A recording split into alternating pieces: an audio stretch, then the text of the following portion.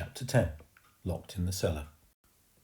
Of course, this is just for your own safety, child, lied Aunt Alberta. The woman had taken her niece down to a tiny, dark coal cellar in the vaults of the house. The walls, floor and ceiling were completely black with coal dust. The cellar was underground, so there were no windows, and the only light from a flickering candle Alberta was holding.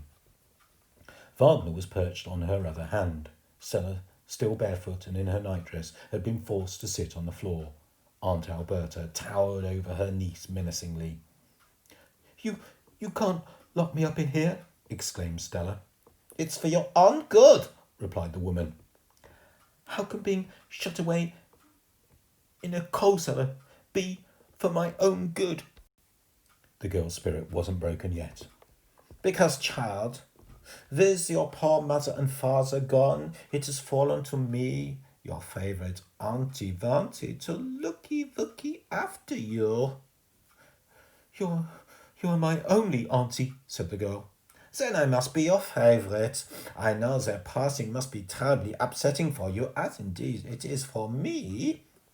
You don't seem at all sad about it, interrupted Stella, but it didn't affect Alberta's flow. But you must never try and run away from home again, running through the snow barefoot in your nightdress. Good heavens, you could catch your Vessie.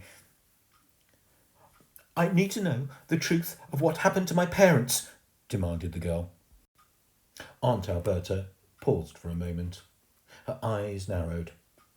I told you the truth, young lady. It was an accident. ACCEDANT. Please don't write to me moaning that I can't spell. It's not my fault that Aunt Alberta is pants at spelling.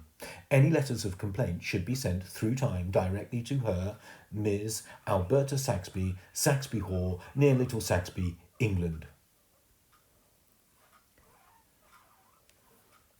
Each word was loud and clipped, coming out of her mouth, like bullets being fired from a gun.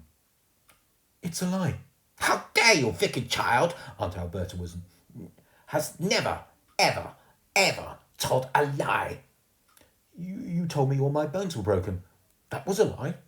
Stella could see the woman was becoming angrier and angrier. Her big bulbous nose was twitching with fury, but she was trying to hide it.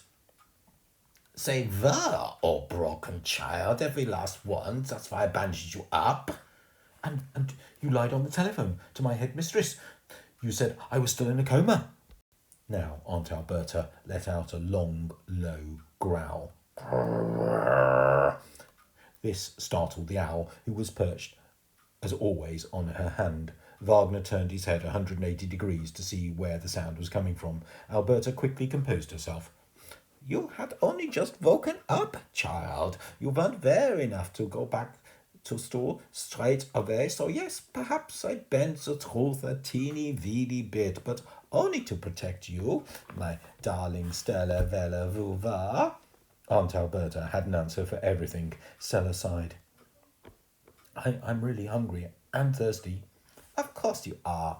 You poor dear. Wagner can do one of his special shakes, said the woman with a flourish. Shakes? Said the girl. Yes, like you had when you were in your coma. So nutritious. In fact, I have some very tasty ingredients in my pocket. He can chew them up for you, so it's in liquid form. No, protested Stella. Aunt Alberta started rummaging through her pockets. What do you fancy? She asked cheerfully. She pulled out a cockroach and a field mouse. Cockroach and mouse shake? No, protested the girl. Alberta did some more rummaging. Sparrow and toad drink? No! Or how about a nice worm and mold smoothie? No! Other shake flavours available included otter and snail, tadpole and vole, chaffinch and caterpillar, bat and spider, frog and wasp, moth and fox cub, hedgehog and centipede, stoat and hornet, eel and grasshopper, grass snake and newt. Wagner was becoming overexcited at seeing all this food and was bobbing his head and squawking in delight. His mistress dropped a handful of these poor unfortunate creatures into his bill. The owl began swirling them around in his mouth. You You can have them all together. What a special treat. I think I'm going to be sick, said Stella, covering her mouth. There's a bucket in the corner, child. You can do your toilety voilety in there too. Your poodle pups and your wee wees. The woman turned her attention back to the owl. Wagner, swallow. The food slipped down his throat. There's a good owly vowly. Aunt Alberta kissed him on his bill and trotted over to the metal door. You can't leave me here, protested Stella. It's for your own safety, child. We can't have you trying to run away again, now can we? Well, where are you going? Asked the girl. I need to find those deeds. They were nowhere to be seen in your father's study. I tried interrogating Gibbon, but the old fool mistook me for a horse. He kept trying to pat me and feed me sugar lumps from his hand, saying, "Nice horsey."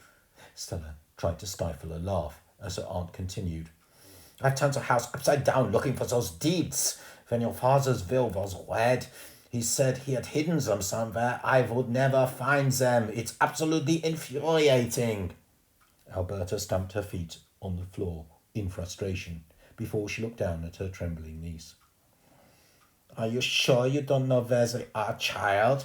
Yes, replied Stella, a little too fast this time. Alberta could sense the child was lying. Surely your dear papa would have told his darling daughter. No, Stella gulped again. She knew exactly where the deeds were. Her papa had told her his hiding place, and it was ingenious. It was somewhere the late Lord Saxby was convinced that his sister Alberta would never, ever look. Can you guess where?